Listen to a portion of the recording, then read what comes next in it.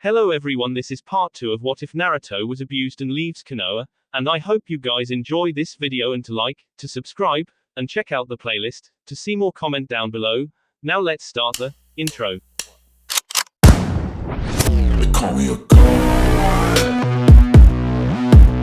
They call me a god. They call me a god. Oh, hi. In Naruto, she was pressing her fingers together the whole time she talked, refusing to meet Naruto's surprisingly penetrating gaze. His cerulean blue eyes tried to lock onto Hinata's paler lavender ones, but they darted around too quickly and he gave up trying. He was wondering what the girl was doing so far out of the village so late. He had seen her a few times in his class but hadn't talked to her much. Mostly she just seemed shy and, in his opinion, a little weird. Hinata, what are you doing out here? He knew he really didn't have a right to ask her that, considering he too was out, but he needed to hurry the conversation along before the Anbu or other shinobi could catch his trail. I was training. Naruto's brow furrowed. He thought he was the only one who actually trained outside of school time, but he guessed there were others as well. He was suddenly caught off guard as Hinata gained a sudden burst of fleeting confidence. What are you doing out here? He gulped, not sure whether or not to actually tell the truth or not. Honestly, he didn't have a real excuse for his actions, a rather large oversight on his and the Kyuubi's part. He hadn't known Hinata nearly long enough to know whether or not he could trust her. In a split-second decision he figured it wouldn't matter anyway, as he was still leaving. I'm leaving the village. Hinata's eyes widened, something that looked strange with her already rather large eyes. All the confidence was drained out of her with that statement and her whole world was rocked. Naruto was giving up. At least that was how her mind connected the dots. Seeing the girl in front of him almost short-circuit from his explanation, he continued, the silence becoming awkward. At least he was about to, until Hinata seemed to reawaken and look at him, her eyes shimmering in a way that Naruto just thought was a trick of the light. But why? Naruto paused. The way she said it made it sound like she actually cared. It was a new sensation for the young boy. I needed a change of scenery. He couldn't help the old mask slipping back on. It just tended to happen as a reflex around his peers.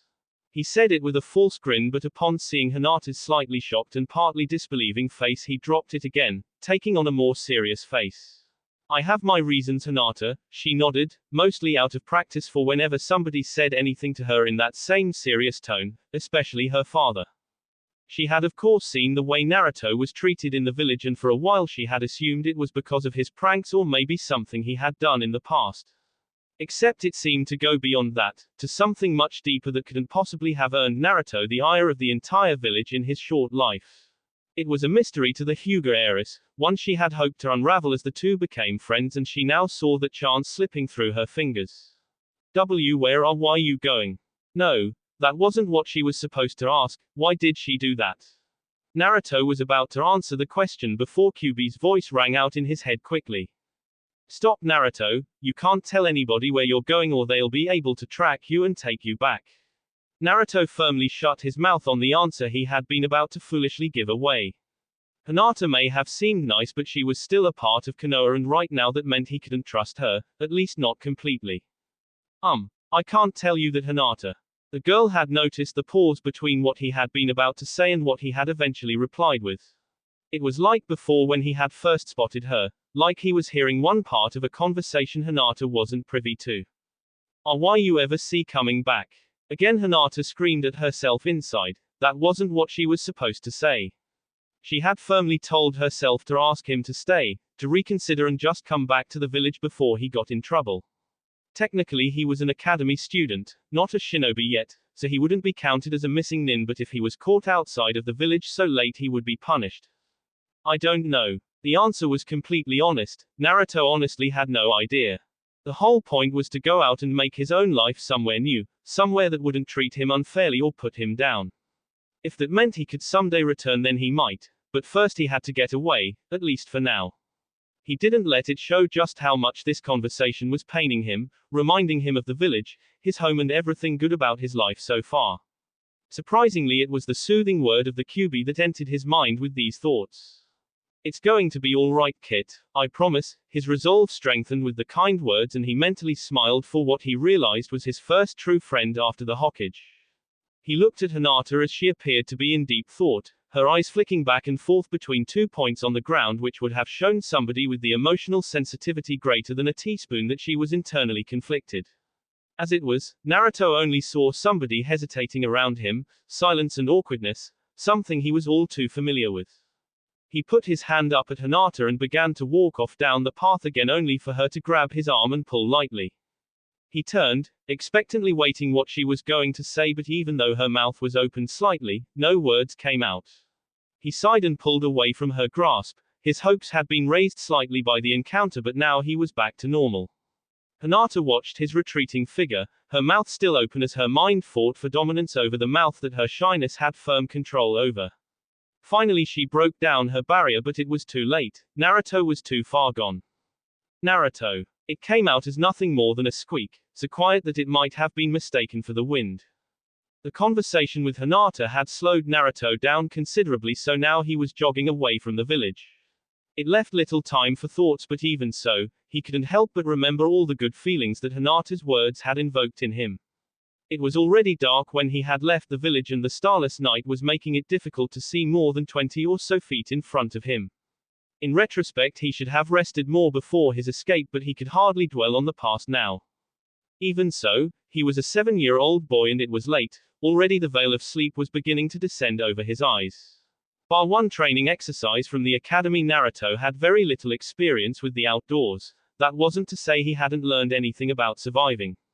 It was merely a new medium to test his skills in, and internally, much to his occupants' amusement, he was considering all of this a challenge. A tent was too bulky for him to lug around, his small body wasn't yet built to carry heavy loads. The best he could do when the exhaustion on his body became too great was to climb up a tree and pull a blanket over himself after securing himself tightly with a length of rope. It was a trick he had learnt on one of his more successful flights from the villages when he couldn't come down from the tree he had been hiding in. Back then he had used his shirt, cut into strips, in order to stay on, but the rope just made this easier. It was an understandably cold night, being late autumn, and Naruto first found it difficult to allow his body to shut down. However, after a few comforting words from his tenant and a small amount of waiting to let sleep come, he finally descended into the dark. Hinata sat on her bed staring uncomprehendingly at her bedroom wall. One may have thought she was trying to see through it from the intensity of her gaze, something that was quite possible with her Kekkei Genkai. However, her mind was far from the images her eyes projected, too lost in her own thoughts to even begin to care. All of these turbulent thoughts that swam through her mind and distracted her from her usual sleep focused around one mop-headed boy. He had left. That one phrase in particular stood prominent in her thoughts, and for good reason. The very reason Hinata had begun to notice and especially admire Naruto was his inability to give up, sometimes to the point of idiocy. Everything that life threw at him he merely took a hold of and peacefully returned it with a smile.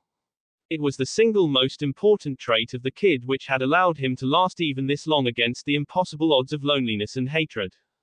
Hinata kept trying to puzzle it out, kept trying to figure out the ulterior motive, the other way of seeing this that didn't mean her idol had simply given up.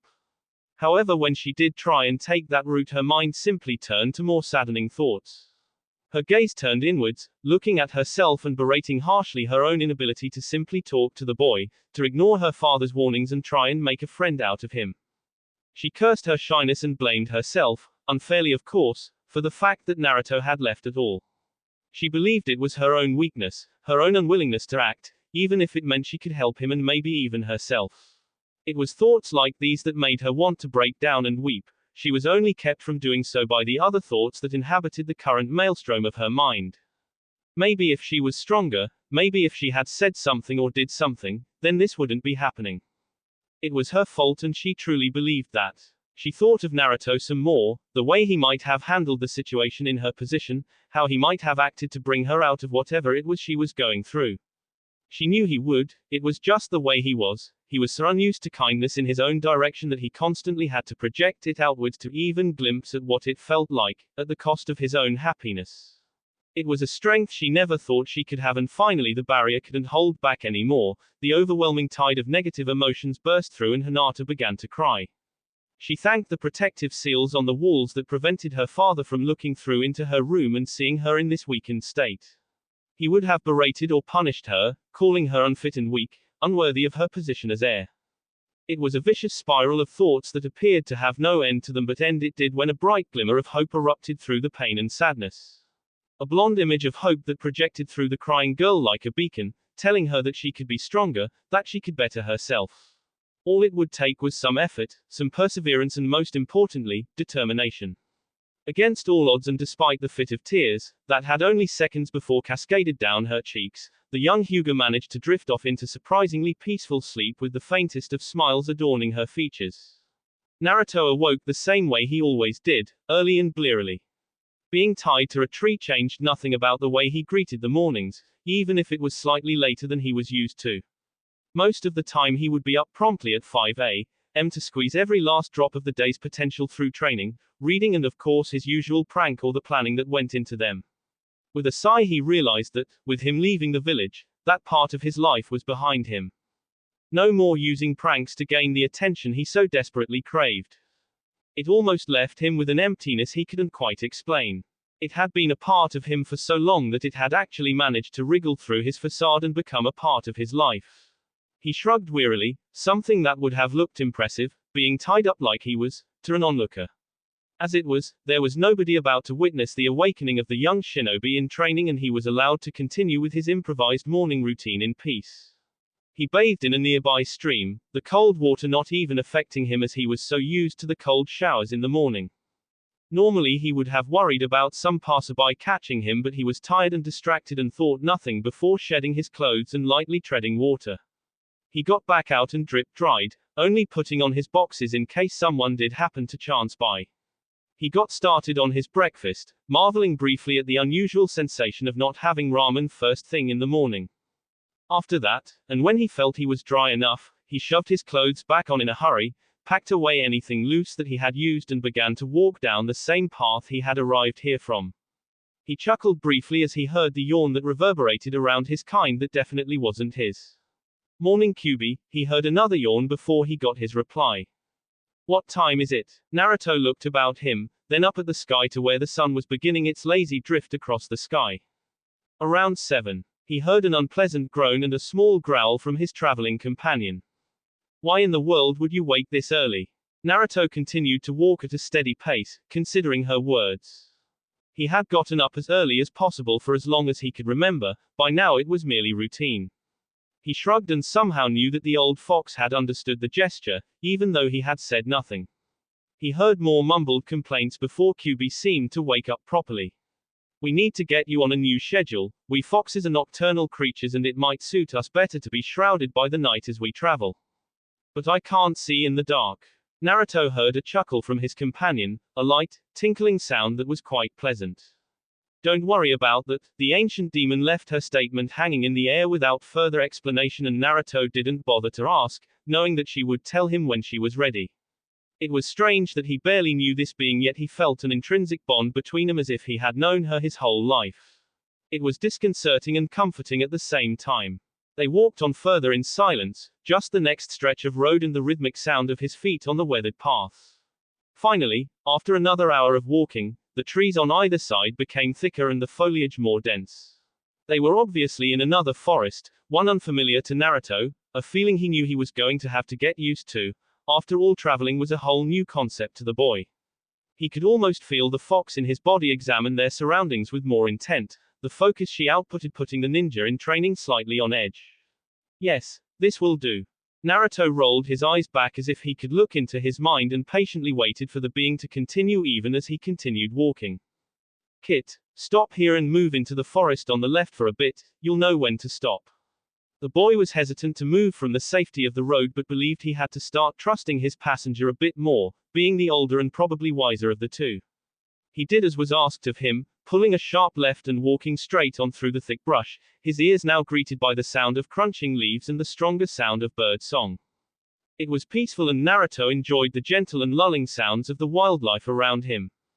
Eventually he walked through a line of trees into a small clearing with a river running off to one side and a thick wall of trees surrounding it like a perimeter wall. Naruto marveled at how this one patch of ground seemed unattainable to the forest, holding back the tide of nature inexplicably to preserve this tranquil place.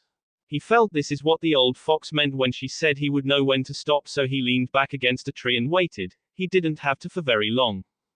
Perfect, this will suit you excellently. Naruto was starting to become very curious now. The fox wasn't letting anything on and he hated not knowing something, especially when it involved him.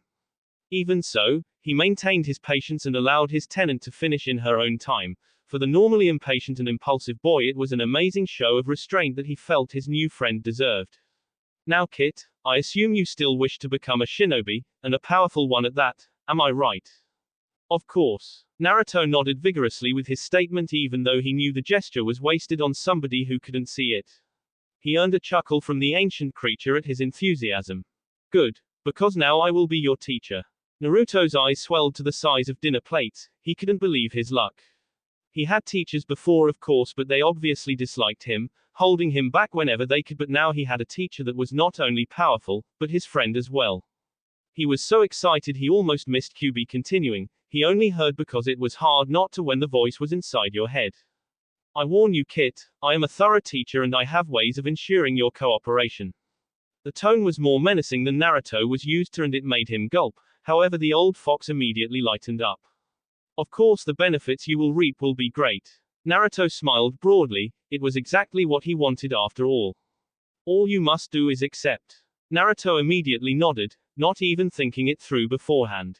No, Kit, I must hear you say it. Naruto took a breath to calm his excited nerves. However, he could do nothing to remove the smile plastered on his face.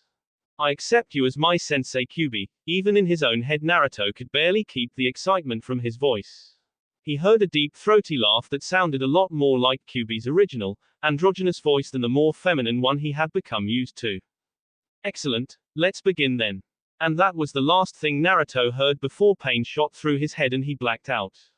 Hours later, and he knew that because it was obvious the sun had set a long time ago, Naruto slowly got up from where he had laid sprawled out on the forest floor. He had his eyes closed and was rubbing the side of his head against the throbbing headache that had suddenly settled behind his eyes. After some time it died down into a light ache that he could live with and he opened his eyes. Amazingly, when he looked around he could have sworn it was early morning, instead of the late hour he knew it must be. Everything he saw had somehow lightened, the colors were more vivid and everything was much clearer than it ought to be when it was so late and dark. Naruto wasn't even sure how he knew that it was dark, but he did. If he had to guess, he would say it was something to do with his body clock. He was cut off from his musings by a light chuckle that washed the thoughts from his mind.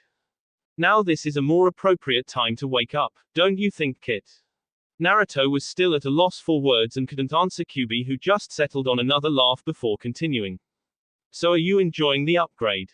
Naruto continued to look baffled. Not that the old fox could see that, but she had been with the kid long enough to know what would and wouldn't startle him. Eventually he rallied himself together, turning his attention inwards, away from his unsettlingly excellent vision. What did you do to me? It came out slightly more accusatory than he had intended, but the feeling behind the words was clear. What? Don't you like it? QB put on a mock-hurt voice and Naruto could practically feel the pout and puppy dog eyes the old creature was directing at him. It worked all the same and Naruto found himself buckling. It turned out even a female fox held emotional sway over him. No, I didn't say that, I just wanted to know what you did. He tried to put on a placating tone and it worked as QB suddenly turned happy again, at least it appeared that way to the emotionally naive boy. Oh, in that case then it's okay. Naruto found himself wishing he was in his Mindscape right now so that he could enjoy the beam the fox was obviously leveling at him. I just messed about with your senses a bit. Naruto gulped at the thought of an ancient demon playing about with his senses like a mechanic might a piece of machinery. Then he latched onto the second thing he noticed about her statement. Wait a second, senses. He put heavy emphasis on the plural nature of the word, only to be met by another chuckle from the older creature. Of course, why would I only improve your sense of sight when I can open a whole new world of feeling for you? You humans use your body's potential so sparingly. Smell, hearing, taste, all as valid as sight, some even more so. Naruto briefly pondered how taste could possibly be more useful than sight, but let it slide as he realized something else. My hearing isn't any better. Sure enough, the birdsong in the air and the gentle rustling of the leaf in the tree could be heard no more clearly than when he had passed out. Of course not, the sensory overload from all four senses being finely tuned at once might have knocked you out again. It is only because sight is your main reliance I was able to bring all the changes to the forefront, he quickly, and rather smugly in Naruto's opinion, added on, including your new ability to see much better in the dark. So what does that mean for my hearing? Kyubi sighed and wondered why the boy was so fixated on hearing after she had explicitly told him all of his senses would improve. The other senses will improve slowly, you will begin to notice the changes by tomorrow, and by the end of the month you will be used to your new abilities, as well as being able to use them effectively. Naruto nodded, satisfied and slightly excited. He was anxious for the time when he would get to experience the world like an animal, not just relying on his eyes to see the world. It was something shinobi actually strove towards, and he knew that, to actually be in tune with the world enough that your ears and nose were just as valuable as your eyes. Anyway, Kit, I didn't just bring you to this clearing for the scenery, I think it would be best to begin your training as soon as possible. Naruto nodded, only happy to agree with the fox's verdict. He sat under the tree he had fallen near and eagerly awaited his new teacher's first lesson with barely suppressed glee. Now Kit, tell me everything you know about chakra. Kyubi had to correct a great deal of Naruto's knowledge, not just about chakra, as after that they had gone through a number of things. They had covered the basics of being a ninja, ninjutsu, genjutsu, and taijutsu, as well as their applications. She had been disappointed when the boy had displayed little to no interest in genjutsu, obviously thinking them useless in combat. It was a mentality she assured herself she would remove from the boy. Starting to understand how Naruto saw things, she tried to put everything in words and phrases he would understand. She also tried to make what she said as interesting and as relevant as possible, not wanting to lose his interest for a moment. It seemed to be working as the boy sat there, rapt with attention and happiness at finally being taught properly. She was genuinely surprised that when she pointed out flaws, gaps and errors in the boy's knowledge, he only seemed eager to correct them. He proved to be a good student, and after a while, as well as a few stories and examples of their actual use in combat, she even managed to get him interested in genjutsu. It was mostly through telling him that the best ninja were those that utilized every advantage available to them. If one could distract their opponent even for a few seconds in the heat of combat, then they had an immediate advantage. It was obvious that his main focus was on chakra, what it could do, how you form and refine it, as well as how to use it to its fullest extent. After a lot of shouting, she eventually hammered in the point that chakra control was just as important as volume. It made her wonder how the boy could be the perfect and attentive student one second and a stubborn brat the next. She sighed to herself out of the boy's earshot. With her immense chakra contained within her body, as well as the large amount he was instinctively using to suppress hers, chakra control would be anything but easy for the boy. However, she knew how hard he trained, and if he applied that same mentality to his new regiment, then she was sure he could master just about anything. She also made sure to look out for anything that could help speed the whole process up. Not shortcuts exactly, but ways to improve his learning rate. Shocked out of her internal monologue, she realized light was beginning to stream through the tree trunks as morning finally came. Naruto wasn't tired, but she insisted he rest. It would be better if he became nocturnal like she was as soon as possible. After he settled down for the night and she felt his conscious mind drift off, Kyubi was finally left to her own devices in the boy's mindscape. Ever since he had created the place, she hadn't ceased to be amazed by its precision and intricacy. It took her a surprisingly long time to work out that the whole place was one massive loop. She would run in one direction for as long as possible and only end up right back where she had started. It was a seamless transition, one she knew he should be proud of. At the same time, she knew that he wasn't even aware of just how amazing his own accomplishment was. She blamed the villagers for that, beating out any sense of self-pride the boy had left, and it sickened her to the core. She was hardly one to talk, having killed her fair share over the centuries, but even so she had never turned on her own kind before, except Shukaku, but the crazy Biju hardly counted. She pushed the thoughts to one side for the moment, thankful that at least Naruto had gotten out of the village. Especially before he had formed any real attachments that might have given him a false sense of loyalty. Instead, she concentrated on how she was going to train the boy. Chakra control would be easy, requiring very little actual input on her part. She would merely set him a task and let him go about it until he was competent enough to do so on his own, then set him the next stage up. She was still going to have to find him a real trainer, a human one to be more precise. Despite her immeasurable power and wisdom, there was a limit to what she could offer the boy when it came to physical training and actual jutsu. It was one thing to show someone a few hand signs and explain the concept of a technique, it was another to actually demonstrate it and help them learn it. Taijutsu would also be a problem.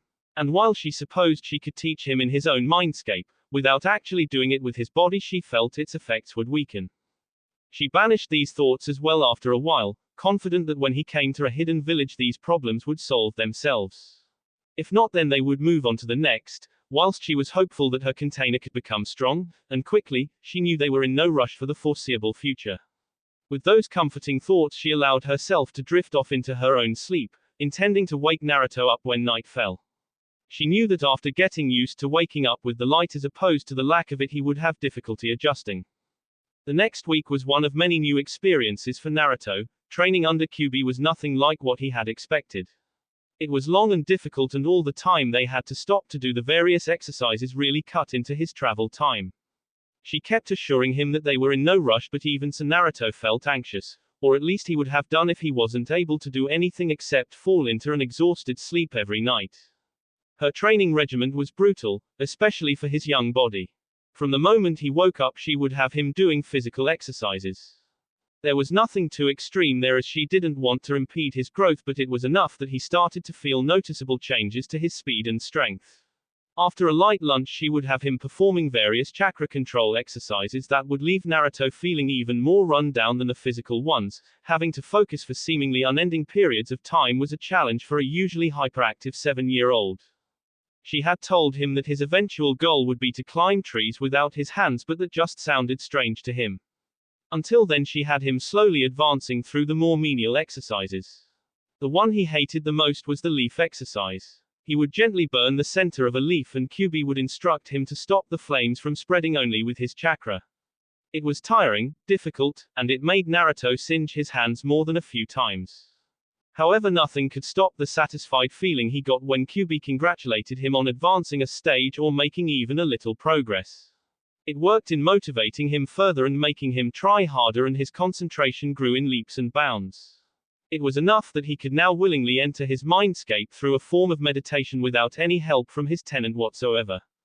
That was where he spent his evenings now. After a day of tiring his body and spirit he would join the old fox in his mindscape and she would set about wearing down his mind. She would teach him anything from geography to tactics and he would soak it up like a sponge. She had a way of making everything sound fascinating to the boy, and more than once he found himself wishing for a library to keep learning about everything. It wouldn't have helped him though. After his training and lessons he would feel so tired that he would fall asleep as soon as his head hit the pillow. Sleeping during the day posed its own challenges for the boy. Apart from the obvious body clock adjustment, it forced him to hide up in trees, which wasn't the most comfortable way to sleep. As well as that, he found himself being woken up when the odd ray of sunlight would find its way through the tree he was in and land straight on his closed eyes. Of course Kyuubi would happily sleep through it all, ignorant to the boy's suffering. After a while, when his concentration began to grow and his body's exhaustion increased, it became less of an issue and soon he was practically a nocturnal creature himself. With his new sense of sight, navigating the thick forests was simple. Everything was clear and visible as if it were midday. It meant he could safely travel at a decent pace, not as fast as if they had used the paths and road, but still enough to meet Kyuubi's liking. She hadn't been lying when she said he would begin to notice the changes to his other senses soon. The very morning after she had told him, he had woken up because he could smell the scent of a rabbit run off from where it had been peacefully napping. He had the strangest urge to run after it but managed to control himself when his mind caught up to his waking body. He didn't mind the smell, he could quickly put it to good use in hunting for food and smelling out danger. It was the hearing that took the most getting used to. Every bird call and cicada's chirp nearly drove him insane, actually forcing himself to tie a strip of cloth around his ears until he grew accustomed to it. After a while though he did begin to see the benefits. Where before he had thought himself a master of stealth, he could now hear every soft footstep on the ground. It allowed him to work on it, and while it would take a long time for him to walk in a way that he couldn't hear, once he did he would be nigh undetectable by that means. The same was true for his sense of smell. Waking up to his own sweat in the mornings was never pleasant. It was so bad that he had taken to washing before he went to sleep and after he wake up, as well as a midday soak if his training had been particularly intense. The change was welcomed. Instead of body odor and sweat, he woke up to only the gentle sense of the wildlife and plants around him, a marked improvement. He would have loved to have said the same thing about his breath, but when he had left the village, oral hygiene hadn't been high up his priorities, something he sorely regretted. He made sure to remember for the next time they went through a village. He didn't have a lot of money left, but now that he was learning to hunt and food became less of an issue, he figured he had more to spend on other things. Clothes, for instance, was something he was really lacking in, and another thing that was now shifted on his priorities. While he could always wash himself of any sense, his clothes were a whole other story. Cold water alone just wouldn't cut it. The stale smell of his own shirt, especially, considering he only had the two, was beginning to make his nose twitch whenever he was unfortunate enough to cross a breeze. QB knew of his growing discomfort and began to lead him towards a village she thought would be there. Her information was 7 years out of date, but it was large when she had been sealed, so she figured it was probably still there. If it was ruins, then she could incorporate that into her students' training. Much of the Land of Fire and the surrounding nations had leftover ruins from the First, Second and Third Shinobi Wars, and navigating them would become invaluable training for actual urban infiltration, without any of the dangers of being spotted. They broke out of the dense foliage of the forest that Naruto had spent the last week surviving in onto a broad, obviously well-used, road. It was clear of travelers in both directions, and Naruto set off in the direction QB pointed him in. He was in an exceptionally good mood tonight, even for him, as QB had finally allowed him to advance from the more remedial control exercises to the tree climbing, and it didn't disappoint. Of course, her explanation had been short and vague. She wanted to see just how much Naruto could grasp on his own. All he knew was that it had something to do with directing chakra to your feet. Anything else he had to work out as he went. Unfortunately for him, on that first day, his view of the world was his undoing. To a 7-year-old, walking up a tree without your hands seems like the greatest challenge in the world. Naturally, he had put as much chakra into his feet as he could. Whilst he was only 7, Naruto was still an Uzumaki, and his chakra reserves were exceptional for one so young. Of course, this meant that when he had placed his foot on the first tree, he was immediately sent shooting back across the clearing to land in a painful heap almost 30 feet away. When his vision cleared and all the spots were gone, he looked back to where he had been and only saw the shattered stump of what used to be a tree. He visibly gulped and learned something that day. It wasn't about how much chakra you put into something, it was about using the right amount for the right situation. It was a lesson that would become invaluable to him over the years, and when he was older he would be able to trace it back to this point. His next few attempts weren't much better, and whilst he didn't destroy any more trees, he wasn't having much success actually sticking to them. That didn't mean he had given up. He tried until he used up every last ounce of chakra in his body, falling into an exhausted sleep that even the sun couldn't pull him out of. That was why he was grinning broadly as he walked along the road with the stars and moon as his only illumination. Despite his failures, he still knew that QB believed him ready for this next step, and he wasn't going to disappoint her. He only now started to realize just why she stressed control over everything else. Maintaining a small, constant flow of chakra wasn't easy. At least she had told him that if he could do it to his feet, then in theory the rest of his body would be no problem. An unfortunate and unforeseen side effect of the young boy's good mood was that his senses hadn't been on full alert. If they had been, then he would have been able to smell his 3 followers before they had gotten close enough that it was too late for him to run. As it was, the scent of sweat, metal and another that felt familiar but he couldn't place, was on him before he could properly react. Well, looky here boys, we got ourselves a runt out on his own. Naruto immediately spun to see the 3 blatant bandits standing easily in the middle of the road. One's hands twitched over the hilt of the sword by his side and the other 2 stood calmly and watching him. The one in the middle, the obvious leader of the trio, stepped forward, far too close for Naruto's liking. He was a scrawny man, but there was no hiding the well-toned body he hid under the baggy clothing designed to make his enemies underestimate him. He stank of the unidentified smell the worst. A small lad like you, young, fit and healthy, oh yeah, you'll do great as a slave, probably at least enough for us to live comfortably for a week. He grinned as he said it, taking another step towards Naruto in a menacing fashion whilst one of his friends casually walked around the boy to cut off his escape. Come with us easy and we won't mess you up too badly, okay? His words were dripping in sarcasm and malice at this point. The buyers generally don't like scratched up too bad. His two companions joined in on the grin and Naruto continued to be rooted to the floor in panic, unable to move. Calling out was pointless, there was nobody around for miles to hear him and it would only serve to anger his captors. He was so caught up he didn't notice the largest of the three, the one that had walked around to his back, approach him and roughly grab him. He was hoisted into the air and firmly held against the large man's chest in an unwavering grip. Perfect, that wasn't so difficult now, was it? The three continued to hold their malicious sneers before they formed up and continued to walk down the road. And here I was thinking you might be one of them ninja brats, guess I was wrong. The large man who was holding him let out a laugh, an unpleasant noise that caused Naruto to wince as it reached his sensitive ears. The last of the trio, the twitchy-looking man with the sword, kept throwing glances at their latest capture. Hey boss, what's wrong with the kid's eyes? They're red, eyes ain't supposed to be red, are they? I ain't never seen red eyes before, I seen really dark brown and, I seen those weird purple ones but I ain't never seen red eyes. What about those pupils too, all slitted like a cat? That ain't normal, I'm telling you boss. Shut up Tazu. His leader's words immediately stopped the smaller man and he settled into an uncomfortable silence. Naruto had hard time hearing any of what the thin man had said as most of it had been said at an ungodly speed and sounded like the babblings of a moron. However, he knew it was about him, something to do with his eyes being red. Except his eyes were blue, which made no sense, and what was that about his pupils being slits? Apparently he wasn't the only one made curious by the jittery man's hasty words as the large man carrying him adjusted his position. He was curious to see what his partner was going on about. Usually he would tune out Tazu's babblings, but the thing about the kid's eyes had gotten him interested. He shifted the kid until his face was turned towards his own and he examined the kid's eyes, seeing nothing but normal blue ones, nothing out of the ordinary at all. Naruto suddenly found himself in an odd position, facing towards the ugly brute of the man that was currently carrying him.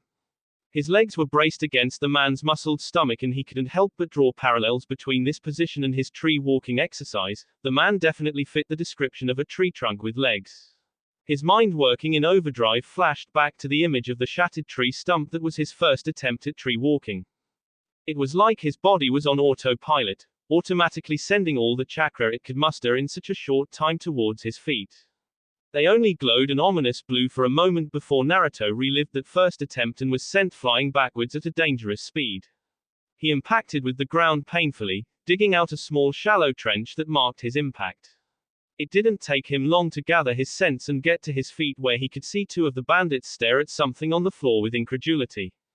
From his position Naruto couldn't see what they were looking at, but when he stood up he looked at it in horror. Naruto, being only 7, couldn't be blamed for failing to know about the conservation of momentum. When he had performed the explosive chakra maneuver he had only been expecting to be pushed away from the brute of a man. He wasn't to know that for him to move one way, something had to move the other. That something just happened to be the man, and the other way just happened to be towards the tree line of the forest around them. As it was, he was currently impaled up to the trunk on a large, unfortunately sharp branch that protruded out of the tree like a hedgehog's quill. Naruto just stood and looked on with 1 part curiosity and 10 parts shock as he watched the small river of red run from the hole in the man's chest to form a steadily growing puddle around his feet.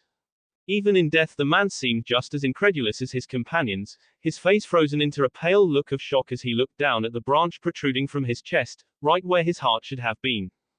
The entire branch was coated in thick blood that caught the moonlight, adding to the already horrible scene currently being etched into Naruto's memory. The leader of the trio-turned-duo was the first to recover, having seen his fair share of death, and his gaze flicked between his late companion and the small boy who had somehow killed him. I'll kill you, you little brat. That was enough to shock Naruto out of his own daze and allowed him to turn and make off in the opposite direction to the older man. Despite his training, despite how fast he had become, it just wasn't a match yet for a grown adult, and the older man caught up to him. He roughly grabbed Naruto's hand, spinning him and throwing him off balance at the same time. He was holding a viscous-looking serrated knife high up, ready to plunge it into the kid who had hurt his companion. There was an evil sneer across his face and his eyes burned with fury, not even caring that it was a 7-year-old boy he was about to kill. Naruto closed his eyes, awaiting the final blow that would take his life as he cringed back, falling onto the ground unceremoniously. He only cracked an eye open when the blow didn't come after a few seconds, and he looked up at the man with the knife. The vicious snarl was still here, but now it looked frozen in place. His eyes too had lost the gleam, and Naruto quickly understood why when he suddenly dropped to his knees, followed quickly by slumping forward to lie, unmoving in the middle of the road. He had 5 shuriken buried in his back, except there was something weird about them. They were white instead of the usual gray, and they were each as thin as paper. Naruto looked around for their source but couldn't see or smell anybody nearby, except for the last of the trio still alive who had just caught up to his leader when the shuriken had embedded themselves into his back. He was now standing, quite scared, with his sword drawn and furtively looking into every shadow he could find, trying to find the source of the attack.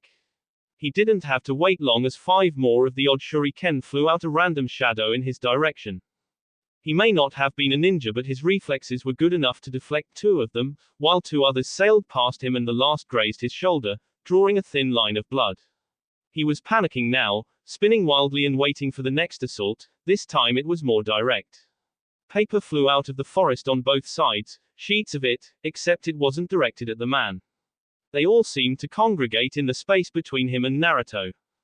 They glued themselves to one another and slowly took on the shape of a cloaked figure before color leaked into them, and the attackers stood there as if they had been there all along. The swordsman had seen enough and quickly dropped his weapon before sprinting off in the opposite direction. Apparently the attacker wasn't satisfied with this outcome and quickly dispersed into the numerous sheets of paper again. Each one miraculously transformed themselves into tiny paper aeroplanes and sailed off at unimaginable speed. Naruto, who had been watching all of this with fear and curiosity, though whoever it was just going to cut off the bandit. However, they surprised him when the aeroplanes showed no signs of slowing down. They were all aimed at his back, and in the time it took for Naruto to blink, they were stuck in his back like kunai, hundreds of them, each creating a small trickle of blood.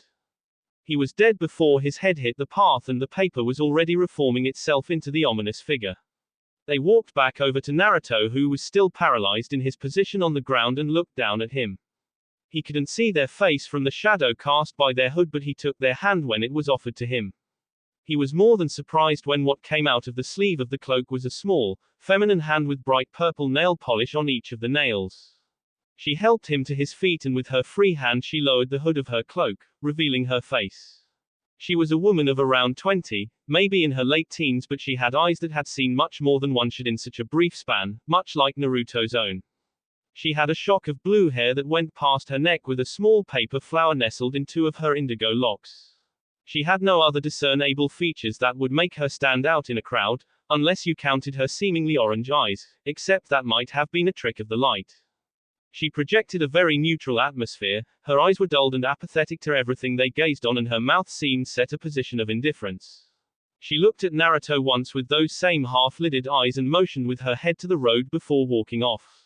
Naruto quickly understood and walked after her, not willing to say anything to the strange woman unless she spoke first, especially after the display he had seen.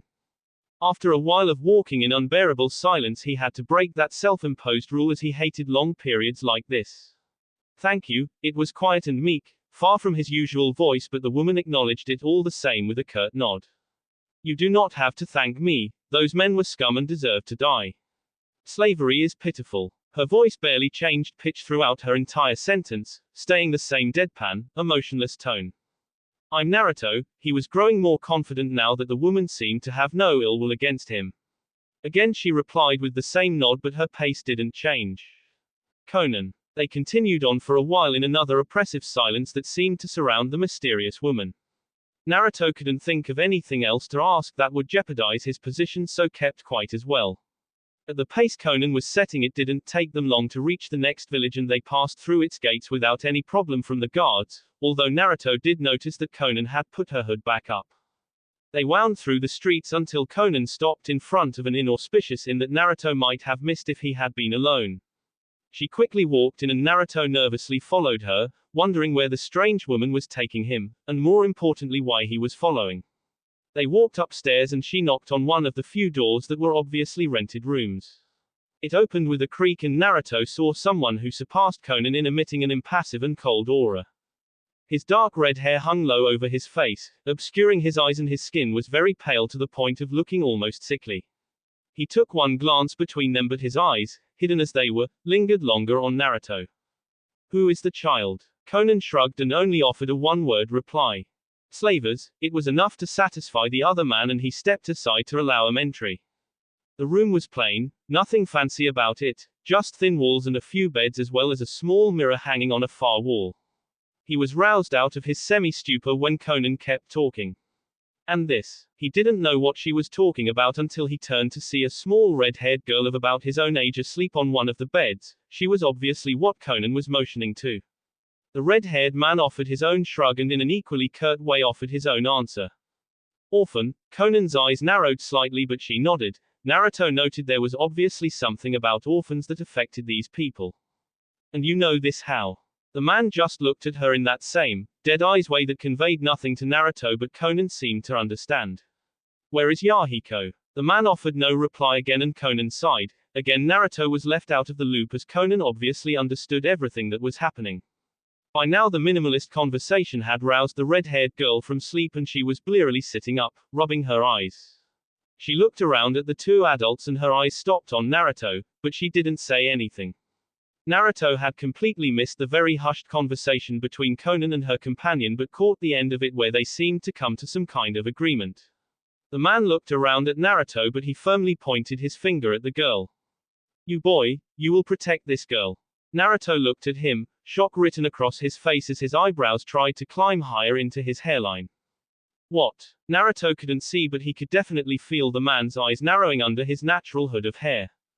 I do not like to repeat myself. The voice was cold and emotionless, but it conveyed enough malice to make Naruto gulp and quieten down.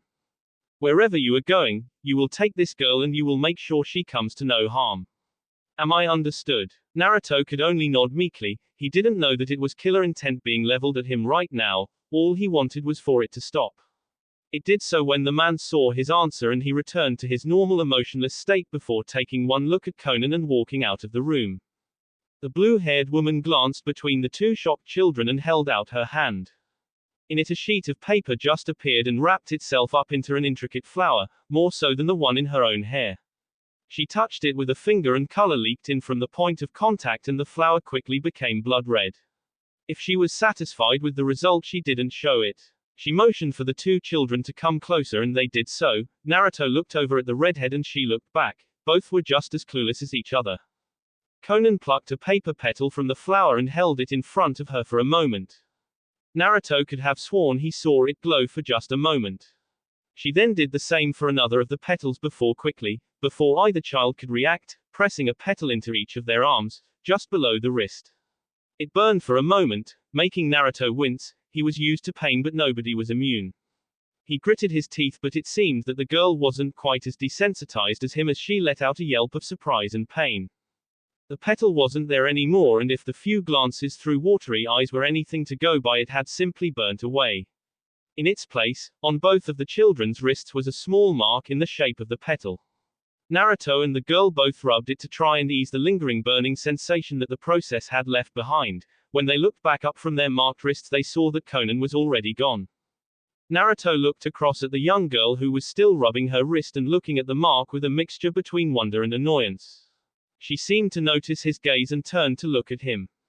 Naruto got his first real good look at the girl. She had piercing green eyes that he immediately noticed were filled with the same pain as his own. Loneliness seemed to cling to the girl like a shroud. Her hair was the most impossible, vibrant shade of red, as if it had been drawn instead of grown. He noticed that the girl seemed to be doing the same thing to him, sizing him up and curiously looking at him. Her upper lip was slightly curled into the makings of a snarl, and her eyes projected a defensive atmosphere. She was obviously used to being on her own. When she seemed done with her examination of him, she narrowed her eyes and took a step back. What the fuck's up with your eyes? That will be it for this video. If you want more, comment down below, like, subscribe. And see you guys later.